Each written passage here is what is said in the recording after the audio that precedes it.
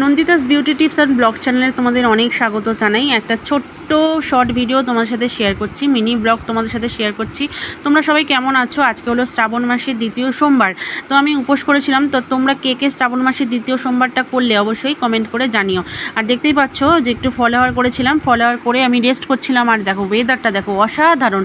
মানে কি বলবো, আকাশে কালো মেঘে ভরে গেছে। আর যেহেতু শ্রাবণ মাসে এখন রোজ রেগুলার প্রচুর প্রচুর প্রচুর বৃষ্টি হচ্ছে, আর চারিদিকে সবুজে সবুজ হয়ে গেছে, কত সুন্দর লাগছে দেখো দেখতে। আর এটা হচ্ছে আমাদের পেয়ারা গাছ, পেয়ারা গাছে কিন্তু পেয়ারা ভর্তি, কিন্তু সেইভাবে খাওয়া হয় না, যেহেতু ছাদে খুব বেশি ওঠা হয় না, সেই জন্য পেয়ারা পেরেও খাওয়া হয় না। এই দেখো পেয়ারাগুলো ওই কাকিমাদের টিনের চালে আর আমাদের বাড়ির চারপাশে পুরো পড়ে বিছিয়ে রয়েছে, তো আমরা পরিষ্কার করে ফেলে দিই।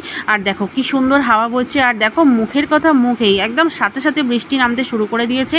আর এইরকম বৃষ্টি দেখতে আমার কিন্তু ভীষণ ভালো লাগে। আর ওয়েদারটা যেহেতু ভীষণ একটু গরম ছিল, বৃষ্টিটা হওয়াতে কিন্তু বেশ ঠান্ডা লাগছে।